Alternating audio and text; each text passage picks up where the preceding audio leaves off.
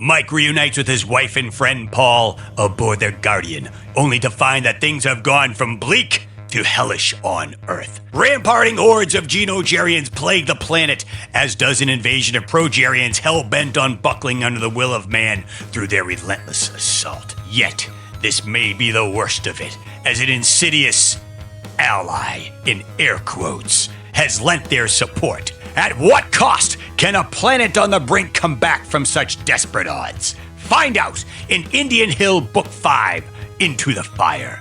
This is the Chronicles of Michael Talbot, the podcast, The Reboot. Good afternoon. Can I say good afternoon? I'm a fucking idiot. I'm already off to a great start. Good evening. Good evening. Yay. Welcome to the Chronicles of Michael Talbot, the podcast. I am one of your hosts, Jeff Royds. Joining me in the center square there is Mr. Christopher Simpson. Hello. And above him is Mr. Jason Leelighter. Good evening, everybody. And we want to wish our former co-host Amber a very, very happy birthday. So I reached out to her today and said, you know, you got an open invitation anytime you want to come back on. We're rebooting everything. So there's going to be more chances to come in and chat and do it all over again. So anytime you want to join us. Yeah, I got to send her a message. I popped up on my thing about an hour ago. I was like, a little late in the day, but yeah. The only reason I know birthdays is because of fucking Facebook, and then it goes into my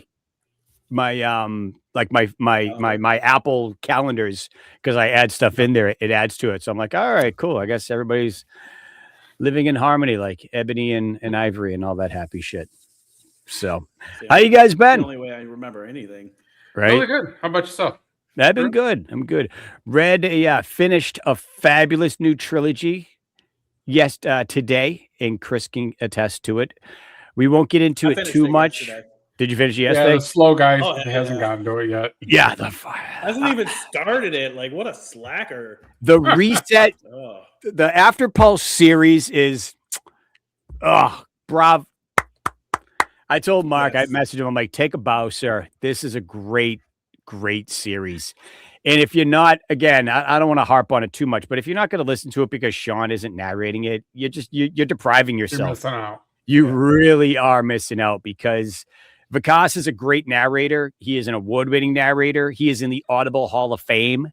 And I'm going to be interviewing him next Thursday. We got it rescheduled. So hopefully, fingers crossed.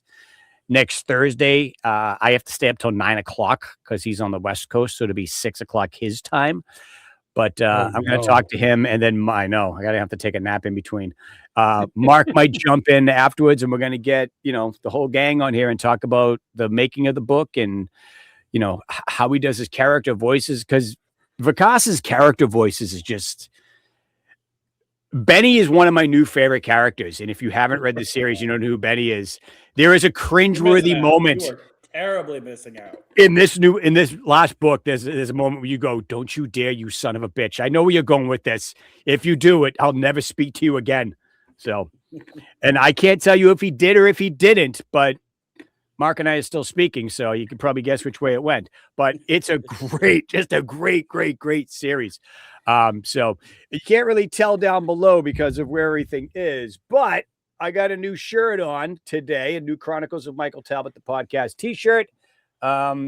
This is the second design that we are going to be doing. I'm probably going to start them not next week, maybe the week after. I want to make sure I have all my I's crossed and my T's crossed and dotted and all that happy shit to make sure we can get this going and how we're going to do it and make it affordable for you guys and just enough that, make a little bit of a profit to sink some money back into the show and help cover the costs of stuff. Not looking to make a ton of money off of them at all.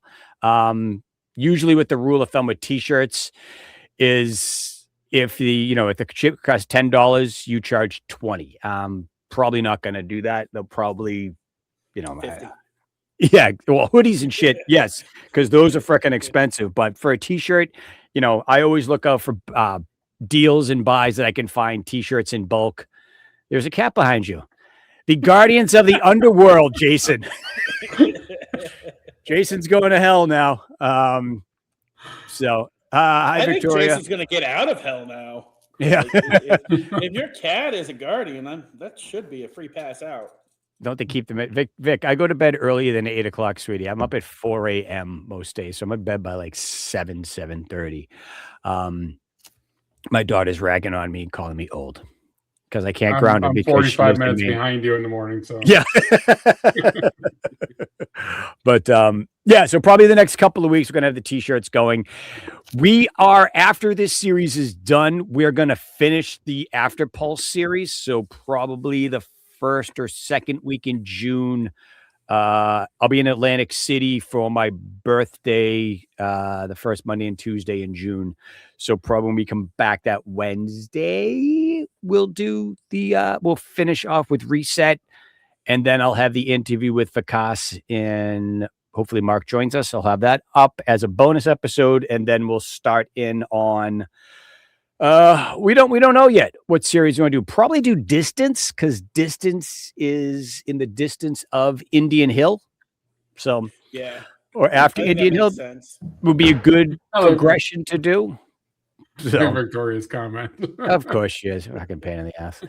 She lives in Maine, so I can't yell at her anymore. I'm also 27, can't ground anymore. Yeah, I know, sweetheart. Yeah, I know I can't. So, but all right, you didn't come here to hear about my family drama and what time we all go to bed. You came here. Is anybody else a Dawkins fan out there? Because every time I say the title of this book, Into the Fire by Dawkins pops into my head, and I can't get it out. And I went down a Dawkins rabbit hole the other day and realized that is the name I have not heard in probably 25 years. I just went back. I'm like, such a great fucking band. And listening to Into the Fire, such a great song. Look it up. Into the Fire, Dawkins. It's just a classic 80s hair metal song. So there you go. Book 5, Indian Hill, Into the Fire. So are we ready? Yeah. Sure. Right. Why am I yelling? I don't know why I'm yelling. I'm yelling it. My microphone's right here and I'm screaming. Okay. So we didn't talk about we'll get into it as we get into it, but we forgot something last time, or I did because I suck. Mike, BT, and Tracy are aboard the Strivers shuttle. Mike reveals that he can understand the Strivers by reading the mental pictures they project. Strivers don't talk in a regular language. They kind of project messages and pictures. Bastards. Yeah, and you pick up on it by that. Now, Mike knows what they're saying no matter what. So the Strivers have two different languages, the one that they project out to the world, to the people, and the one that they say to each other. So they'll be saying, we are here to help you. We want to make sure that everything is good. We hate the Bajarians. Let's eat them when they're not looking. That kind of thing. So they have the little asides. They don't think anybody can understand that. Mike can. And Mike is like, what the fuck is going on here? They're going to eat us and all this other crazy crap. So he explains that to Tracy and BT that, okay, listen, they're doing charades and 2 words. Sounds like they're going to kill us when this is all over, kind of thing. The Strivers privately discuss their plans to eat the humans once they take over Earth, intending to use them to first fight the Progerians. This is an enemy of my enemies is my friend. Now, the question you got to ask yourself, and my question to you gentlemen, first off, is which one would you rather have on your side? The Strivers to fight the Progerians, or the Progerians to fight the Strivers? Jason, go. I don't like spiders, so I'm going to stay away from the Strivers. So Jason's with the Progerians, killing the Strivers. All right. Honestly, I like the way that Mike did it. He sided with the spiders to get the better tech, and then he went back to the progs because it's just so much more relatable to side with an amphibian, something that you can relate to than a fucking spider. Oh, yeah. I fucking hate spiders. Yeah, I'm not a Damn you, Mark, and your nightmare fuel. Mm-hmm. That's what he is. If you are listening in the chat, please feel free to chime in so we know who you are. I just see the number of people that are watching. I can't tell who is who. unless they chime in and call me old and tell me that I can't ground them anymore, like my beloved daughter is. So we have more than one. There's two people watching live. We don't have a lot of live viewers. A lot of our people are rebroadcast people, but for the purists and the people that chime in and go, what are they talking about? No, they're stupid. All right, let me shut this off. We got a handful of people up there that do watch. People chime in a little later with their comments, but leave your comments. We do try to answer them and get to them as best we can. So there you go. All right. So siding with the Progerians over the spiders. There we go. So the Guardian is badly damaged, and it would take 22 years to reach Earth without a functioning buckle drive. So remember at the end of the last book, they buckled because warship was coming, and now they're trapped. Cowards. Out there into space. Beth tries one more continuously to manipulate Paul, insisting Mike would rescue her and fix everything. Paul is finally fed up with her schemes, aka bullshit, and tells her off and warns her that she really needs to rely on her only asset, which is her ass, and her willingness to use people to survive. Beth has always been a thorn in everybody's side in this series and has really been a pain in the ass, but she's really starting to nails on the chalkboard at this point. And Paul finally sees it because at the end, in the last book, and you find out in this one, based on Beth manipulates Paul to send Tracy to the factory out in California, hoping that she will die, and then she'll be there for Mike. Mike, I'm I mean, she was supposed to die. Like she was supposed to die on that hill. Yeah, the general was furious that she did not hold that position to the last man. Yep. Yeah. Which was absolutely ridiculous. Yeah. Mm-hmm. I'm not. Somebody really needed to open yeah. Somebody needed to open an airlock on Beth, and I don't know why Paul put up with as much shit as he did. Like he put up with way too much shit for her. I think it's because I think it's the whole college thing, and I think he had a crush on Beth first, and I think it's because it's good drama for the series, but Paul has that ego that Mike is always he outranks Mike, but Mike is the one that always gets out of the shit. Mike is the one that always figures things out. Mike is the Earth champion. Mike is the one that the Geno-Gerians surrender to and that they listen to. They don't listen to Paul. Paul is just a figurehead. Paul's like the King of England. He's just a figurehead. He's not really in charge. Mike is the one that's in charge, and Mike doesn't want to be in charge in any series that Mark writes. Mike does not want to be the boss at all. Well, but he ends up being it. Mike has earned every rank that he got. He earned 100%.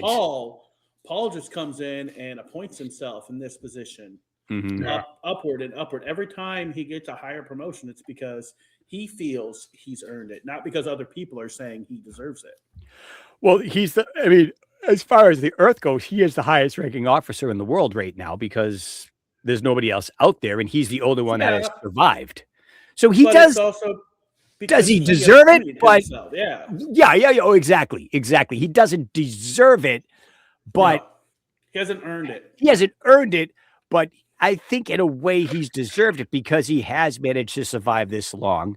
He did manage to keep Indian Hills secret. He did build all the facilities, but he did it all in honor of his friend that he thought was dead. And now that his friend isn't dead, he's just relentlessly trying to kill him to get him out of the way because now he's jealous. Things you should not be jealous of. You should not be jealous of your friends, and you should not be jealous of family members. You always want, this is just my opinion. Some people are assholes and they don't think this way. But a lot of people, don't be jealous of your siblings. You want your siblings to be better than you. My sister's 6 years younger than me, and she's the smartest one in the family, and I cannot be happier for her. My friends are great, and I'm happy for them, and I'm not. You don't get jealous of people like that. It's funny. I'm going to digress for a second, then we'll get back into the book. We go to Foxwoods a lot to go to Mohegan, not Mohegan Sun. Mohegan Sun's another casino. To go to Hell's Kitchen. And every time you're at the casino on like a weekend night, you always see a bachelorette party. And I always think to myself, at least two of those girls hate the bitch getting married, and they all want to sleep with her fiance. And they're all just jealous, and they're all wearing black dresses. And I'm sorry, if you're 400 pounds, black is not slimming, no matter how tight it is. Okay. But they're just out there, they're jealous of their friend. It should be them and not. Why is it them and not me? And that's just not the way life is, but you should be happy. All right. Hang on. Let me get off my soapbox here now. Okay, good. Life lessons with Jeff. I disagree. Black is always slimming. Is it? Don't listen to the skinny bastard in the corner, all right? And then you got guys' bachelor parties who they spend the entire time trying to talk the guy out of it. Right. And they're all wearing baseball hats. They got the best dress shirts and a baseball hat. It's like, you're a douchebag. I got every guy that showed up at my bachelor party, he got his own unique tuxedo t-shirt. Okay. Yeah. Where'd you go for your bachelor party? Lake of the Ozarks. Oh, nice. Yes. I don't know what that is, but it sounds cool. Neither do I. It's a lake in Missouri. It's in the I thought you said Lick of the Ozarks. I'm like, that sounds like a good strip club. Lake of the Ozarks. Lake of the Ozarks. Okay. Yep. That doesn't sound as much fun as Lick. Oh no, it's. Yeah. I hear you. We did a combo bachelorette party, so there was some licking going on. There you go, Jack and Jill. All right, so the Striver shuttle docks with their main ship, and they exit the buckle, and they make contact with the Guardian. Their way of sending things, so they come out of the buckle. Everybody on the Guardian shits themselves because another ship has just come out, but they can tell that it's not a Progerian ship. It's a totally new ship. Mike is like, Mark, Jesus Christ, too many names. What's his name? Paul. Hey, that's the guy. There you go. Wants to bombard it with everything he can or whatever. And they're like, we're not sure what this is. And a little ball comes out of the ship and pings off against the Guardian with a PSA, attention to Guardian. We know that your buckle drive is offline. We know that you're leaking oxygen. We know that you got fires going on. They've basically scanned the entire ship and they know what's going on. And Paul's like, we got to blow that fucking thing out of the water. And then he hears Mike's voice come over the little ball because it amplifies everything about the ship. If you blow up this ship, I'm going to be really pissed off. And at that point, it's like, Paul's like, Mike, you're alive. Oh my God. And then Beth is, Mike.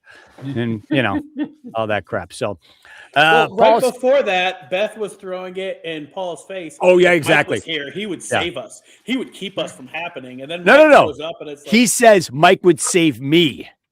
Or she says Mike would save me. Beth is just about saving herself. She doesn't give a shit about anybody else but herself. So Mike Tracy and two strivers that Mike has cleverly named Ham and Cherry, as we know, are two of Mike/Mark's favorite flavors ever. Board the Guardian. Because they are my favorite flavors. I love ham and I love cherry, almost anything. Cherry Pop-Tarts are trash. They're awful. Pop-Tarts in general are trash. Facts. Okay. Like the only one Same I like amount is of sugar, the I'll brown take. cinnamon. Yep. That's really the only good flavor. That and the s'mores is actually pretty good. But I've never had a Pop-Tart. I shouldn't say that. They just look like they'd be disgusting, and I would not like it. They look like they taste like cardboard. You're are the having one who Tommy likes the roll funny over little in his shingles. grave. Yeah, exactly. No, thank you. I'm good. So they board the Guardian. They leave BT over on the other ship. He's having a doctor working on him, a striver doctor, I should say, work on his leg as BT is shot. As they board the Guardian, excuse me, 1 second. Ugh. Past the old man's bedtime. Paul, we gonna leave out the Paul- drivers trying to feed them their food. BT Oh. for the team. yeah, Oh, this. God. I don't know. I think that would be the worst part of an apocalypse would be the food, the smell, and just the constant diarrhea from eating bad food. I think that's how everybody would go. According to them, the fruit was absolutely divine. Like it left them with the runs of the worst case, but it was tasted amazing. Mm-hmm. No, so much you can do, I guess, when you're up there on the ship because the According strivers to the had crappy the food. people that grew it did agree that they Yeah. were good food. The way they explained it almost made me think of fruit roll-ups. You know? Yeah. So I'm down for good fruit roll-up. You don't grow fruit roll-ups on the land. That's processed in a lab with a lot of. I don't want to watch that reel how that food is made. No, thank you. You can make them. I'm sure you can. You just Dehydrator, fruit, yeah. and then you put it on a dehydrator. And then roll it out into something sticky. I mean, it is. I've made dehydrated fruit before. I've dehydrated strawberries and they're delicious, but I don't think I'd make a fruit roll-up. Can you make a fruit roll-up? Mm-hmm. Yeah, you just like you do. You blend it down so that it's kind of liquefied. And you run it through the dehydrator, and it comes out as a sheet. And then you just cut it into strips and roll it up.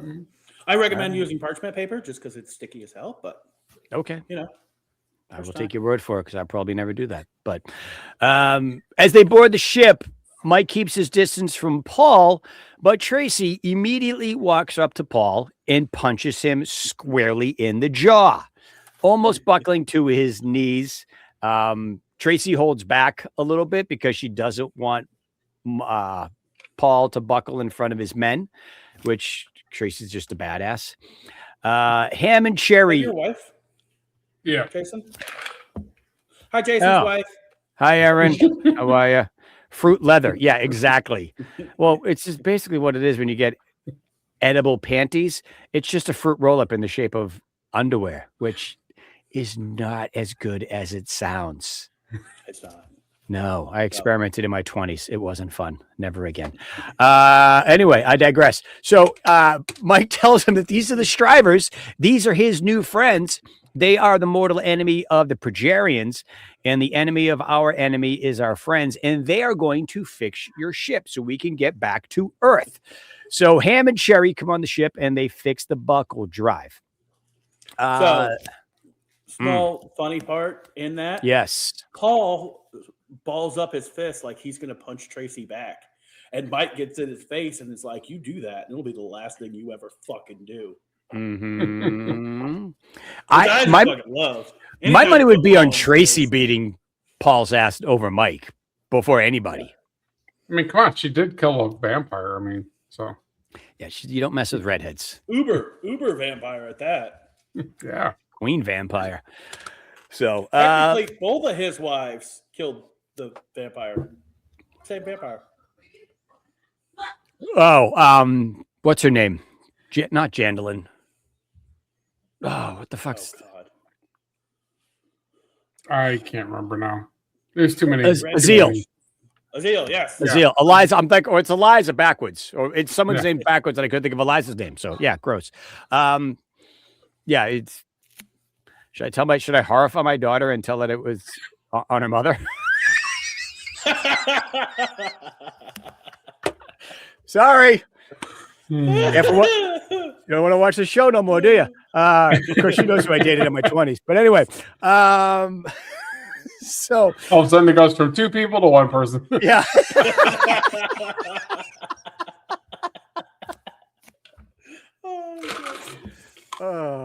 Right now my daughter's in the corner rocking back and forth.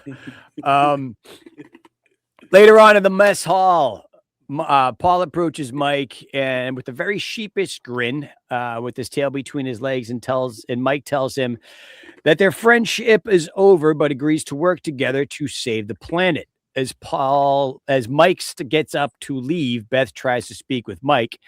He brutally dismisses her, telling her to swallow a grenade, jump in a hole, and swallow it, because not every time you jump in a grenade, you don't always die.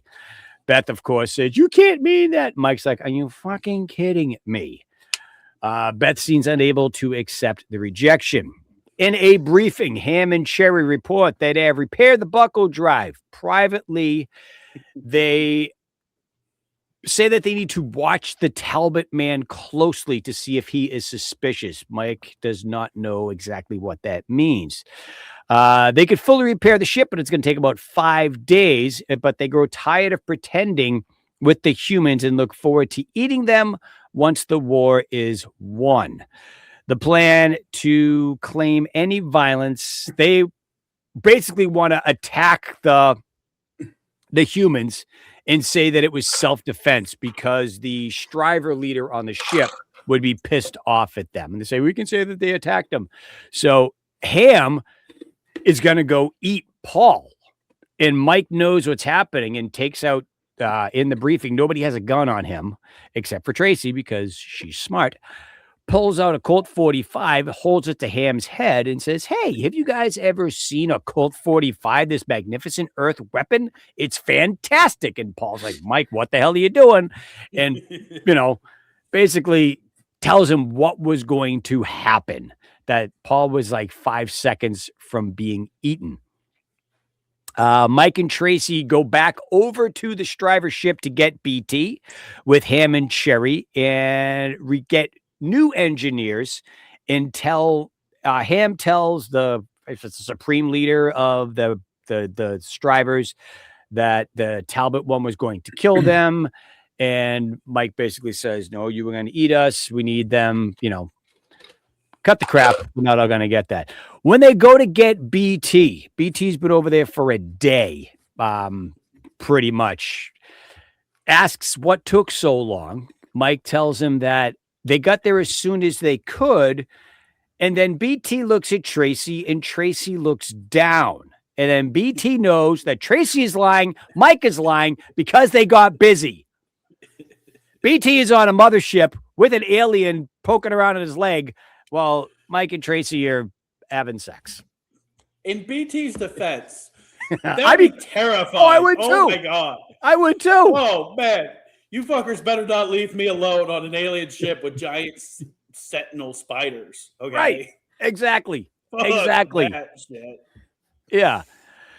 The commander informs Mike that 2 Progerian warships are orbiting Earth and have bombed all the major cities. We already talked about the BT and the Progerian 7-6.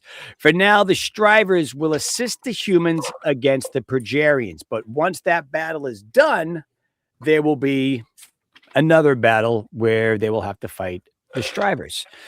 During dinner, Tracy explains how strivers eat, which is kind of gross. They chew their food and swallow it, then regurgitate it into their second stomach for digestion. She notes their weak point is the upper torso is extremely sensitive, equivalent to a human groin strike. Everybody all at once. Nobody wants to get hit there. It's not very fun, though their armor protects it. So basically, they're just wearing giant cups all over their body. Mike suggests they should capture one for study because what could go wrong with that? There are 2 new strivers on the ship. Paul has the idea to have his men follow the strivers around, his engineers, in case something goes wrong while they're not there, and that they know how to fix it. But secretly, we don't trust the strivers. The strivers could put a bomb on the buckle system or could do something wrong. So we're friends, but we're not really friends. We're frenemies kind of thing. Mike discovers a striver working near his quarters and knocks him out and brings it into BT's quarters to study. Now, the last thing a giant black man wants in his room is a giant spider. And we all know BT does not like spiders, and he doesn't want that in his room. But Mike's like, hey, guess what I got? We got a giant spider. He pulls it into his room, not BT's room. Oh, pulls it into Mike's room. That's right. That's right. He knocks on BT's door and has BT join him over in his room. Will you come over to my room for a minute? I got something I want to show you. Well, he couldn't move it without BT. Yeah. No. No. Those things are huge and heavy. I want help. That way I don't throw out my back either. They question the striver and they find out that it was sent to assassinate Mike on Ham's orders. Tracy. Before that, I'm just giving Cliff notes, so chime in whenever you got it. BT looks for the spider dick. You can't skip over that. Oh yeah, that's right. You couldn't tell if it was a boy or a girl. So Mike's like, well, look and see if it's got a spider penis. And BT actually does because he's a good friend. It's for humanity. And Strivers don't forget, and they all have a hive mind and send it out to everything. So Mike's like, so now every time they see you, they're gonna know you were the guy looking for Striver penis. I don't think the Striver was awake yet. Was it? Like No, I don't think was he faking? Yeah, that was he faking it? It was no, it was still unconscious. Okay, Because it could have overpowered BT and Mike together. Yeah, because they hadn't restrained yeah. it at that point.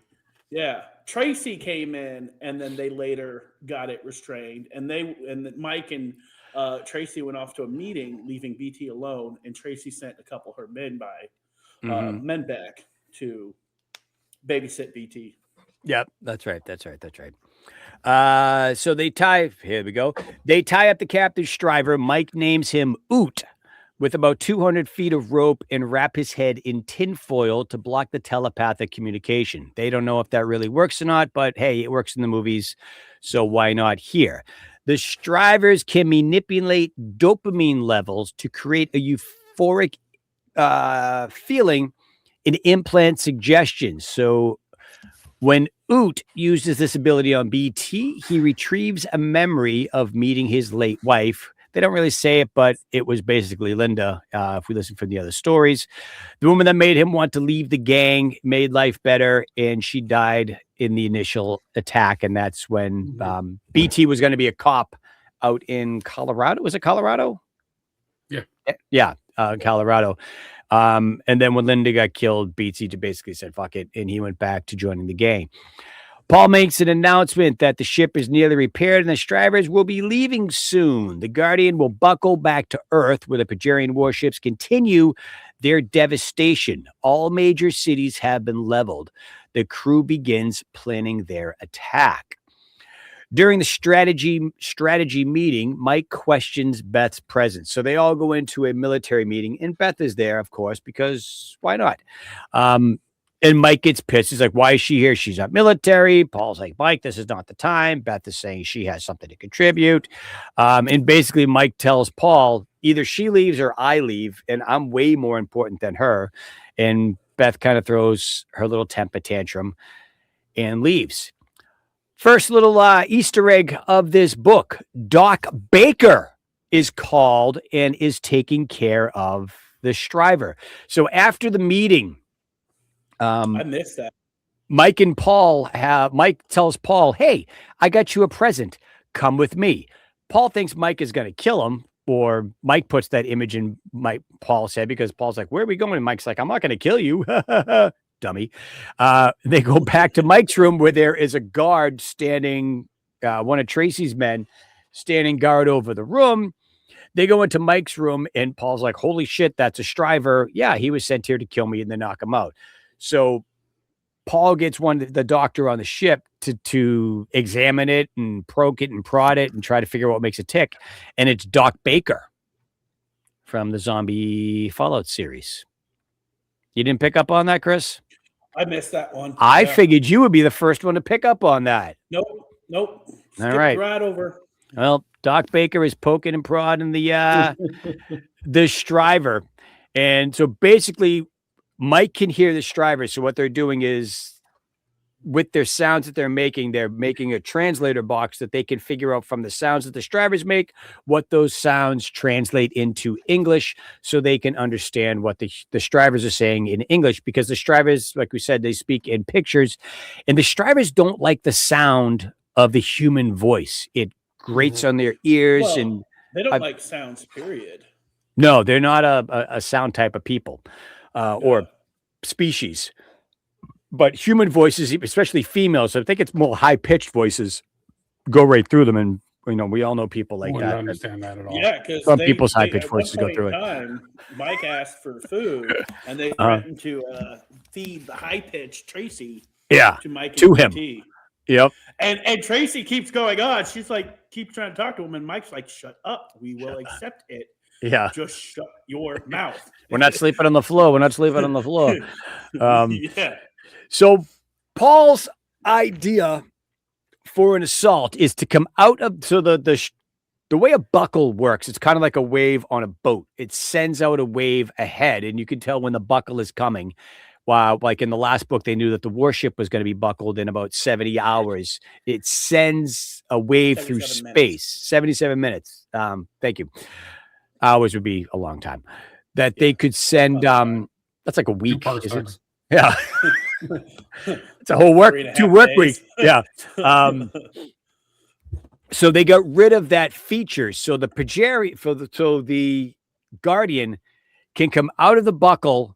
They're going to shoot the shit out of the Progerian warships and then buckle back and just continue to do that like a sneak attack, kind of thing. Well, and the Strivers have better technology than what the Progs have for that, because it doesn't give off. They don't leave that signature. Like they just pop out, attack, and then buckle pop out. back in. Yeah, they get that's what the Strivers made the Guardian have that technology to be able to do that.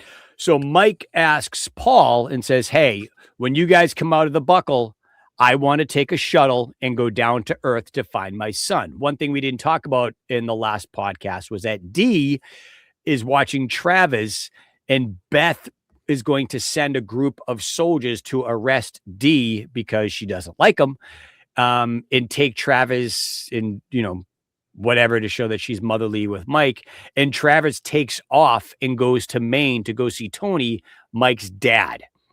So, well, she doesn't want Travis though. She makes the comment to Paul in the last book. Paul's like, "Well, we'll have to take him in then," and she goes, "Oh, we absolutely will not." So, very true. Yeah, evil bitch. But yeah, she is.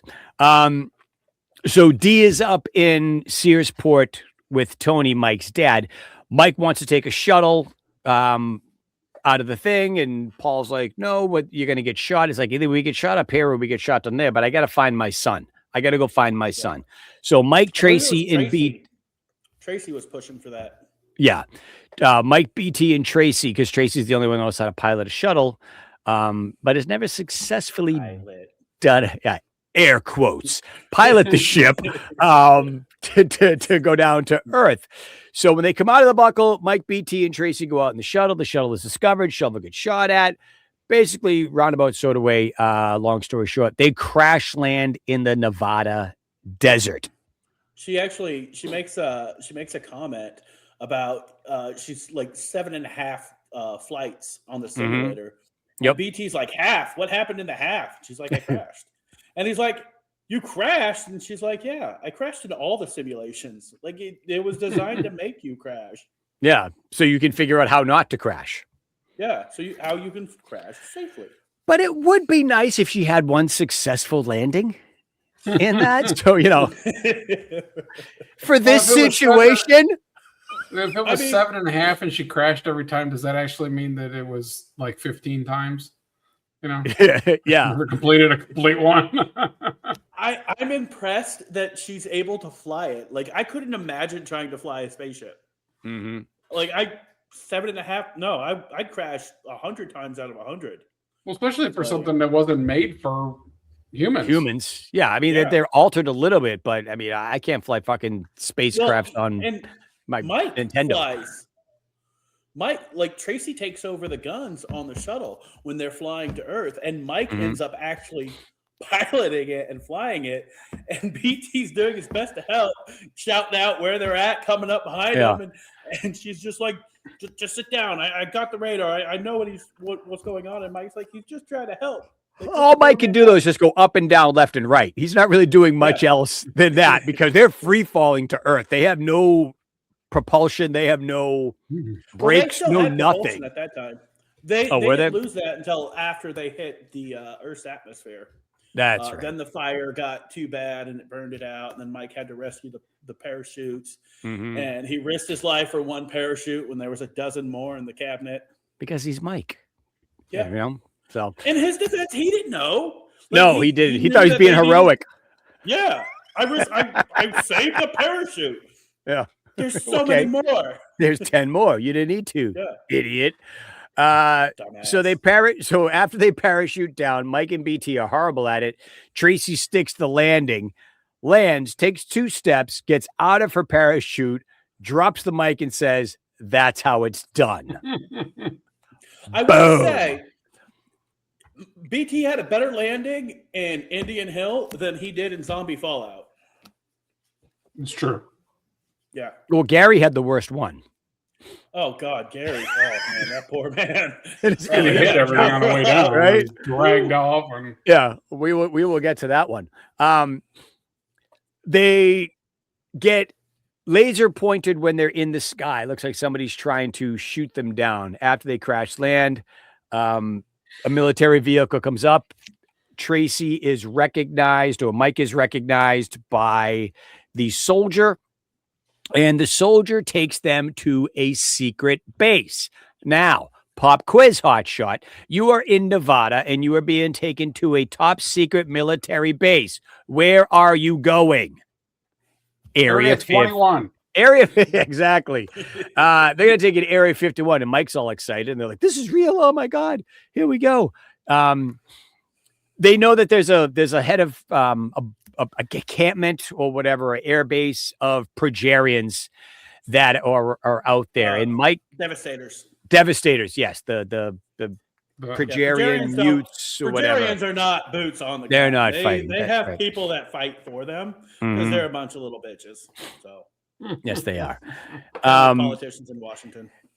That Mike volunteers to put on a ghillie suit in the Nevada desert to get close enough to their encampment to paint it, which is like put a laser on it so it can get blown up. There's a whole scene with Mike sweating. He's got to vent out the suit because ghillie suits, they don't breathe. The Nevada desert is hot as F. And there's a whole bunch of that, which they're successful for because he's Mike. Meanwhile, Tony and Dee seek shelter and transportation. They go up, and then Tony has a couple of people that he knows up there. It's Eli and his wife, or Eli and her husband. I can't remember which one it is. They create a turtle type of thing for Dee to wear so that the Progerians are circling the area up in Maine, and they're bombing. They avoid transportation because they're shooting anything that moves. Right. And in the hopes of capturing and rounding him up. And Tony even makes the comment, well, I'm sure that you'd get captured, but me and Travis should be fine. And he goes, no, they're going to do DNA scans on everybody they come across. And when you fail it, when you show genetic markers linking to Mike, then you're going to get captured right away. Yeah. I'm your best chance of survival, regardless of the fact that I'm a giant green monster compared to you. And they know anywhere Mike is related to, that they know Mike is basically from Searsport or up in Maine. So they bombed Portland, they bombed Bangor, and they're circling the area up by Searsport where Tony is. They're looking for Mike, and that's how Dee knows that Mike is not dead and did not die in the nuclear explosion out in California, because if he was, the Progerians would not be actively searching for him. So they know, that's how Dee knows that Mike is still alive. Protection. They end up meeting. So they do that. They get on the road. They got to find a vehicle because it's just getting too dark, too cold, too whatever. They end up meeting Udell, who is a bootlegger that helps them evade some checkpoints that the mutes have.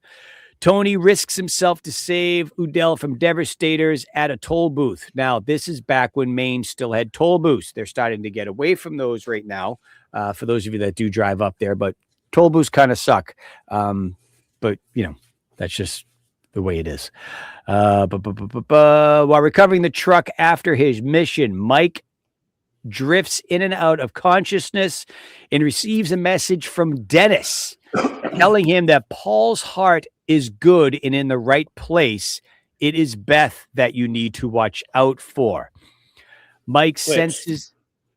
We all know everybody that. already knew that. Right. But Mike knew that. Tracy knew that. Everybody already knows that Beth is the real name. Mike is unsure about Paul.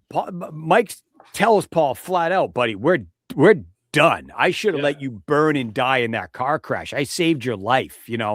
I could have let you die and I didn't. I risked myself to save your life. And this is the shit you're pulling on me. You're letting your wife and this dragon woman dictate our friendship and put our lives in jeopardy and put my wife in jeopardy, put my son in jeopardy, you and I are done. We'll fight on the same team, but that's it. Mike lays it out for him, plain and simple. So this premonition from Dennis saying that Paul is still good, Paul still loves him, Paul is on his side, that Beth is the one you need to watch out for. He's more giving him a message that at one point in time he's going to have to rely on Paul, and he needs to be able to keep his heart open to Paul so that when that time comes, he can be receptive to it. Yeah, it'll happen in 7. Spoiler. There you go. So Mike and Tracy are trying to get to Maine because they think that if Dee would go anywhere with Travis to try and save him, that they would go to Mike's father's house. Dee, Tony, and Travis are trying to get to Indian Hill because they know that place is still safe. It's still kind of hidden, sort of, but not really. So Mike's in Nevada. Dee is up in Maine. They're gonna kind of crisscross a little bit, but not really. But it's a book, so you know they're gonna end up finding themselves along the way. Where was I? Oh, Mike and Tracy. So they decide to start heading out there. They abandon the truck that they're driving because they see the ships coming and going over the head. And there is a tractor trailer or whatever hauling a carnival ride that is the whip. A whip carnival ride, which kind of goes around a circle and spins you really fast at the end, with a long-haired hippie driving it who says that his name is John. Now, John asks, what reality is this? He's not supposed to be here. This is where we have you definitely have a crossover with the Shrouded World series. And Mike even says when he's going in and out of consciousness, he has an image of the biker, whatever the hell the biker characters are, the skeleton bikers in the Shrouded World. I can't remember what they're called. Whistlers, yes. Has an image of the Whistlers on the bikes and all this other stuff. So this is kind of where Mike is in and out, and that's where the two books kind of cross over. He actually mentions the Shrouded World in this. He says it. It's like, it's here to be torn through a Shrouded World. So which we'll do after something. Yeah, we'll do it. I was gonna say do after this, but we probably shouldn't do it after this one. We already talked about doing distance, so never mind. Shrouded World is a weird one because it takes place what is it? It's after the Eliza series, but before they get to Etna Station. Yeah. Yeah, so it's just that small little window. Yeah.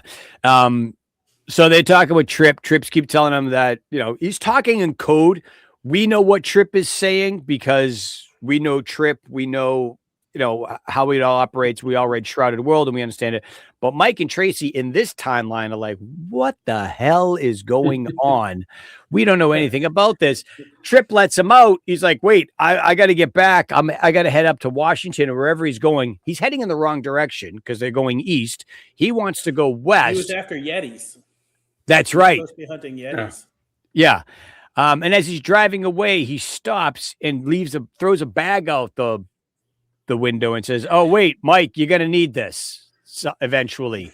And it's all like advanced medical supplies. And the three of them are just kind of like, what the hell just happened? Trip, right when they're first getting let out before Trip drives away, he pulls a bone out of his cap and he proceeds to light it. And Mike's like, you didn't think to share? Like, I didn't think you smoked in this reality. Yeah, we didn't think this Mike smoked.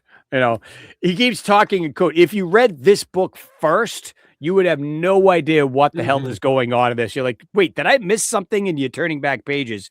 It's one of those where Mark intertwines all the stories together.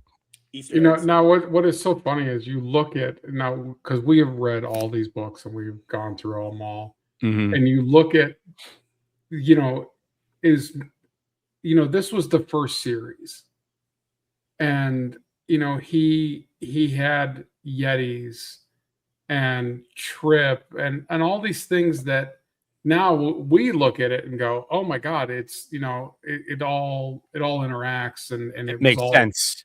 It all makes sense. Yep. But to have read these when he first wrote them and have none of the references from any of the other series, you would have no idea what he was talking about.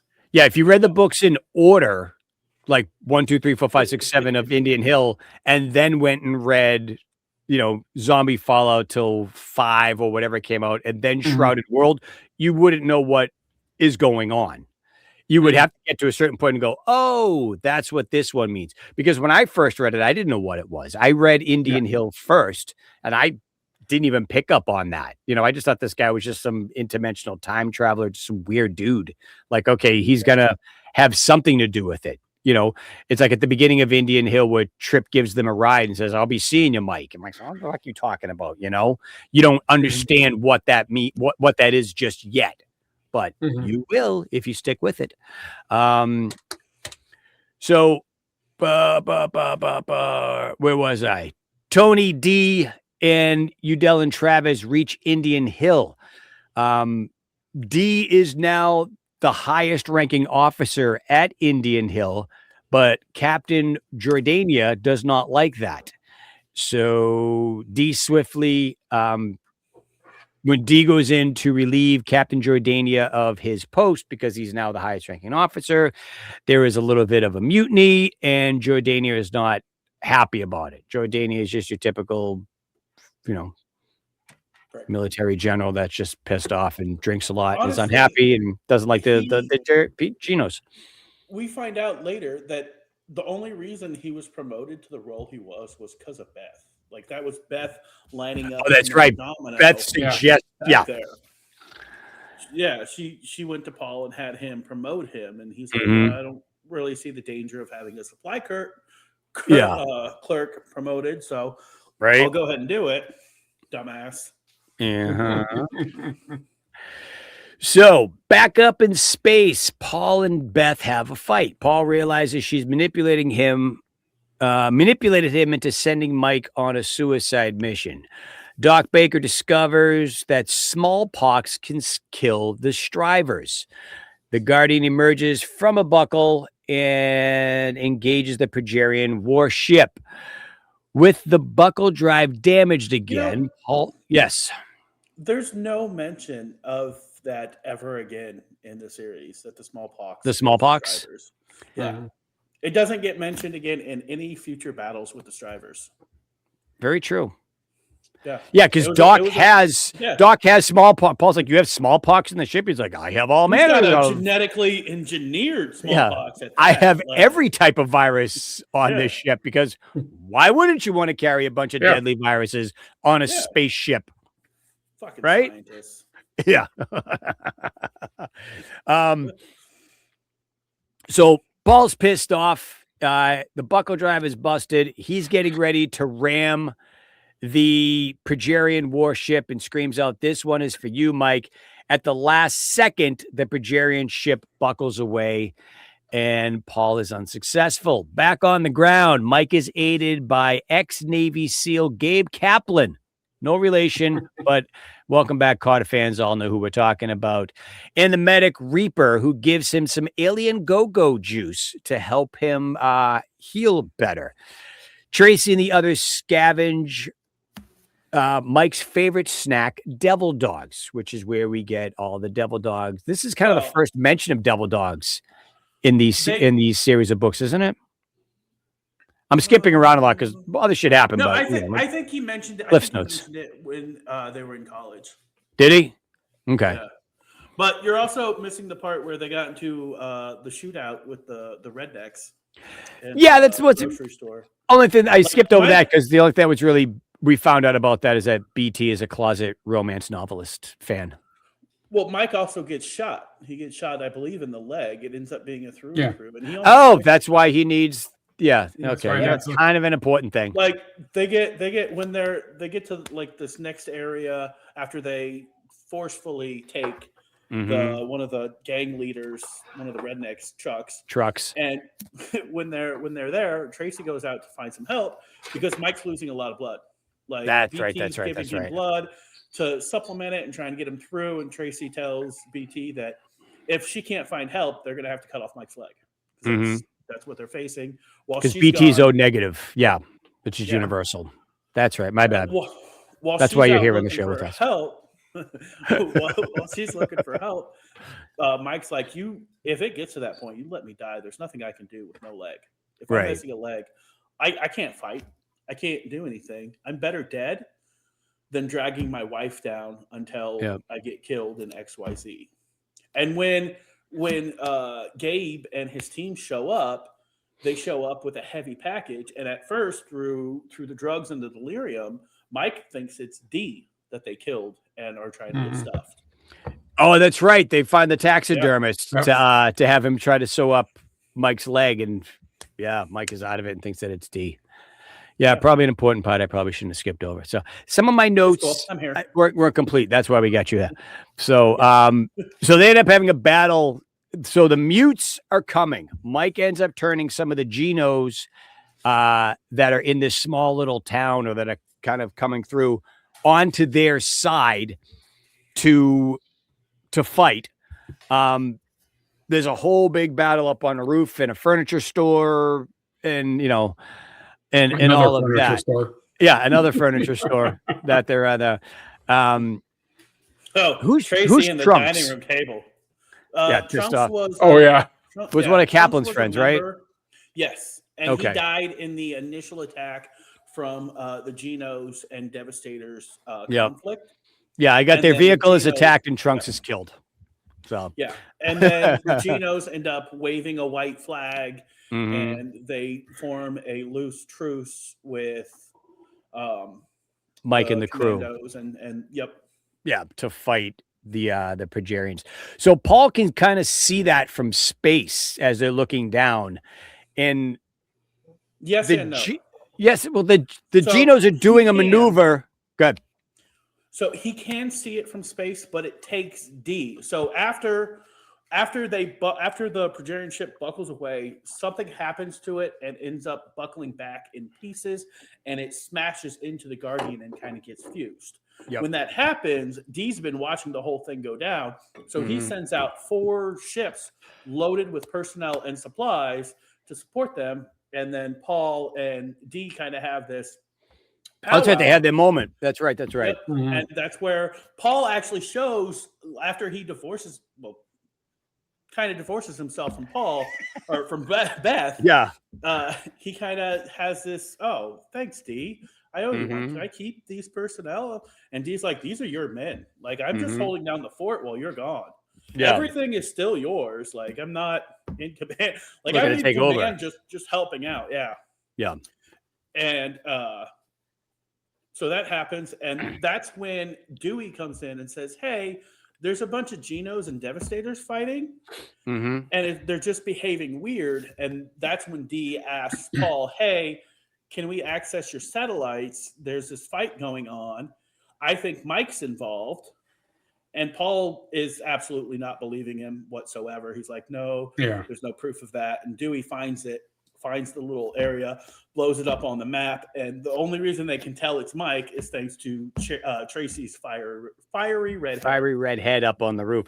But there was a moment where they were fighting and the Genos were retreating, and D knows that the Genos don't retreat from anything. Mike has to talk the Genos into retreating to fight a different way, and D's tactical. Like, they're not doing that. Tactical, whatever he calls it. Tactical moving for cover. Yeah, he has to avoid using withdrawal, retreat. Protecting your ass. Yeah. D's like, that's Mike down there. The Genos would not be doing this without anybody else. Mike is convincing them to do that. D is 100% sure that it is Mike down there doing it. That's where they put the satellite out, and they're up on the roof while the the furniture store is on fire, correct? Yeah. And they see the fiery red hair of Tracy. And that is kind of where our story ends. We didn't. We talked about Tracy and the table just for a split second, but we Yeah, we go passed back. the whole she thing was about angry. Oh, she was so mad. It was better quality and it was cheaper. Right, because you bought your table wherever you bought it. Wait. Why did they buy furniture, Mike and Tracy? The end of the world had already happened. Why are they buying furniture? yeah. Oh, is that just Mark throwing something in there like, we found the table cheaper here and blah, blah, blah, blah, and they were all pissed off. But I just thought about that after the fact. I'm like, why do they buy a table? Like, Well, there's no stores still open at the end of the world. Is it Tantor? Is the Gino leader? He when they meet at the table to discuss terms and whatnot, he grabs a chair and he chucks it against the wall and absolutely destroys it, which really pisses off Tracy. She is hung up on that chair. No, it's not Tantor. Tantor was the one from up on the big ship. Okay. Not Erlak. Was it Erlak? No. Krulak? I thought it was Tantor. Was it Tantor? I don't know. It was one of them. So read the book and find out, people. Okay, we can't give you everything. Honorable mention. Did you pick up on Dewey? I did, yes. Okay. You said Dewey, but I'm like, does he realize that? I mean, it's not the same. Yeah, might be the same Dewey. Who knows? But there was a Dewey in Zombie Fallout too. I think it would, because in Zombie Fallout, that Dewey was a lawyer. He was a former lawyer. Was he a lawyer, or was he just dressed like a lawyer? Because he was trying to negotiate with Mike about coming out of the box so he could get eaten. They're like, oh, I'll only eat 2 of you and I'll let the rest of you go. So Mike's like, must be a fucking lawyer, but you never know that. But True. True. For the sake of the universe, it's the same Dewey. All right, go. Couple honorable mentions. Yes. Tracy's driving terrifies BT. Like at one point, he makes the road. Look at the road, woman. Look at the road. I love that part. Let's see. BT at 2 different instances, BT tells Talbot that he needs to make a plea at God. Like he needs to talk to God because he's got God's ear. To make her. Yeah. Oh, that's right. And then literally like 15 minutes later, Tracy is yelling at Talbot, you get God back down here and you fix this shit because I don't want to die up here. Because the first time he does it, it works. Yeah. BT's like, what the hell? Well, you are blessed. I knew it. Yeah. Cap gets a piggyback ride from a Gino. Oh, that's right. Yeah. Yeah. I'd take a piggyback ride from a Gina Jarian. I think kind of like Benny. Fun. Benny gets one from a Velt. Yep. That is a After Pulse reference. Spoiler, people haven't read it. Spoiler: Benny gets a piggyback ride. Sorry, Jason. So yeah, it's not good. That's it. The book's ruined. Anything about this book that I missed? My notes are pretty thorough up until the end, I think. Jason, you got anything? No, I don't think so. I think we were pretty good. So, BT. Sorry, Mike refuses when they're at the Area 51 base. Yep. A couple of the guardsmen were offered to go along with them for the mission, and Mike absolutely refuses. He's like, "Nope, we'll do it on our own. We're fine. We got this." Yep. And BT, after they leave or whatever, BT looks at Mike and says, "That's a Star Wars thing, huh? Or a Star Trek thing." Red shirt. He's gonna die. Red shirt. Yep. Which is kind of crazy because later on in the book, you get 3 characters joining them, and 2 of them die. Victoria in the chat is asking, is this the same BT from Callous Rose? So Victoria's only read Callous Rose. This is the first. She's new to the whole Talbot, the whole Tufo universe, and I sent her Callous Rose and Spirit Clearing. So those would be our first 2 books. Victoria, I feel like you need to pick it up because he's got a lot of books. Like you're slacking. It's gonna take her forever to get through. She reads like 4 books. She reads 4 books at a time, which I don't understand how or why she does it that way, but she does. ADD. Pretty much. But yes, it is about every single book. Yeah. Any BT any Mike, any Trip, any Tracy, any Janlin, any characters that overlap or are spoken about in another book, they're the same characters over and over in different stories. And there's reference made that BT talks about Callus Rose in the other in the Zombie Fallout series. Victoria, I do. Your dad dropped the ball. Shame. Jeff. What? Can we what? Protective Services on him for it? Yeah. I feel like somebody should be called. She says, my father had forever introduced me to the series. Blame him. I don't know what that means, but yeah, blame me. So, but you could have introduced her years ago.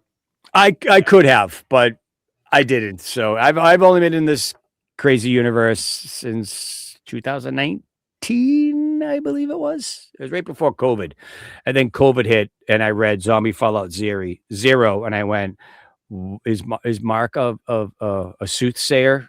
Is he from the future? Does he know what the hell is going on? Because this is way too familiar and coincidental." When they're on the road headed to Maine, they hear about a militia battle in Texas, and Texas is just giving it their all. I wonder, could it be the same militia that rescues Mike from Zombie Fallout? Could be. That is definitely a possibility. What was his name? Oh, I can't remember that. I just had that in my notes. Yeah, can't remember his name. Yeah, that's a possibility that could be. Honestly, yeah, I don't know. We'll figure it out when we get there. Anatomy, so many good stuff out there. Yeah. She'll get caught up. She doesn't mind spoilers, which is why she watches this, because it's like I tell people. Yeah, we forgot to give the disclaimer at the beginning. If you haven't read Indian Hill 5 and you don't want it spoiled, too bad. How come you don't share your Audible subscription with your daughter? I can't share my Audible subscription with myself. I don't know my password and my username. I'm still going through that whole thing. Oh, shit. Yeah, exactly. So they basically have told me, sorry, you need to create a new account. And I'm like, I got over 200 something books in there. I'm not getting rid of this. Yeah. So I tried sharing my Libby book thing with her, but it wouldn't work either. Libby is if you have a library card, you can get a Libby app and you can download audiobooks from there, and it wouldn't let me. So who knows? Devil's Death 4, did you guys see the alert for it? Is it really? When? I believe it's December 12th. Ooh, December? I mean, we got around half a year, but I saw that I saw that post on Facebook this morning. Okay. And I popped over to Audible and spent one of my. So in other words, that means he hasn't finished it yet. It hasn't gone to anybody yet. I think he's just writing it now. Yeah. But Jack Skip is coming out soon as well, which is that's the one with the bluefin tuna on the cover. That somebody made a comment about. It's like, if it's called Jack Skip and it's tuna fish, why do you get a bluefin? Blah blah blah blah blah. It's a skipjack or whatever. But it is it's a comedy. It is not your typical Tufo book. It might be. I've only read a certain passage because he had a question about something. He needed an audiobook narrator's take on something. So him and I had a conversation about something he wrote, and I said you could do it this way, but in reality, you might have to. He just ended up redoing it. But I read a certain passage from the book, and he's like, "Yeah, this is just going to be a one-off, and see who wants it." So I like that Mark is venturing out and doing other things and not just writing Mike BT and whatever stories. So, and to the people out there that are wondering, is Sean going to narrate the book? Sean actually declined to read Jack Skip. So. Who knows? Hopefully the era of Sean is not gone. Sean will still be there for the Mike books, but I think any of the standalone side books might be somebody else. Hoopla? It's like Libby. Yeah, it's like Libby. Okay. Oh, is that what it is? I never heard of that one, so. Gotcha. Madison, Maine is lame and doesn't have Libby. Yeah, sorry, kiddo. We tried. Maybe like Bangor. You can Right? sign Bangor up, Library. Yeah, I was gonna say you can sign up for a library card for anywhere. I mean, I can sign up for one in California, and it doesn't matter. We'll get you. We'll figure it out and get it going for you, sweetheart. Yeah, she doesn't want to do Timothy. Nobody wants to do Timothy. Nobody wants. Yeah, don't do the bleed either. Your dad couldn't even. Oh God, yeah. None of us finished the bleed. We were going to do an episode on it. Didn't even happen. Did you do it? When Mark told us not to. I finished the entire series before I ever joined the podcast. It's an awful book. I don't recommend it. Mark said, "Why? Don't bother." So what do we do? We made it through halfway through the first book, and Mark was like, "Just don't." Yeah, stop. Why? Don't do that to yourselves. So it's awful. It's terrible. Yeah, it's kind of all over the place. Take the money and run. Timothy are the two awful books. If you ever make it, Victoria, if you ever make it to the Like and Fallout series, Tim shows up in that one. I love Tim and Like and Fallout. Tim and Like and Fallout is an amazing character. He had some amazing character growth. It's amazing what a few hundred years in hell will do for you, but But in the Tim series, no, he's awful. It's terrible. Yeah, Tim has a standalone nobody really likes, but it was written on a dare.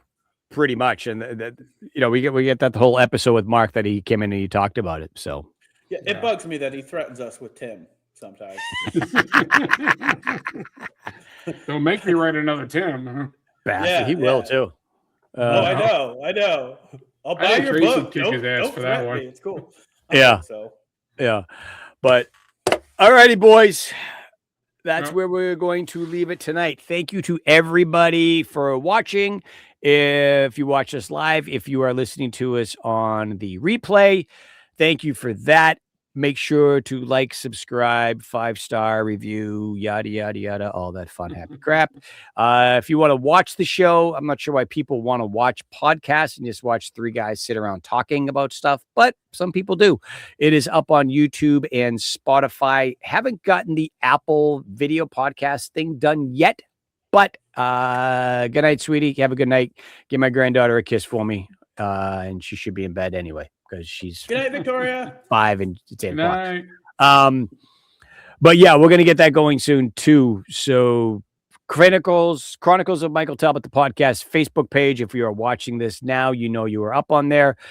But that is where we kind of do all of our announcements and everything like that. T-shirts will be coming soon, and all of that. Have a happy, fun crap, guys. Anything else before we say good night and goodbye till next week?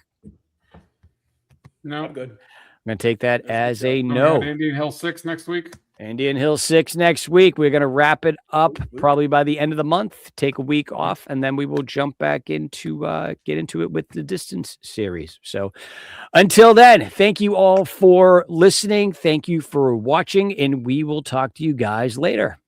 Bye. Bye.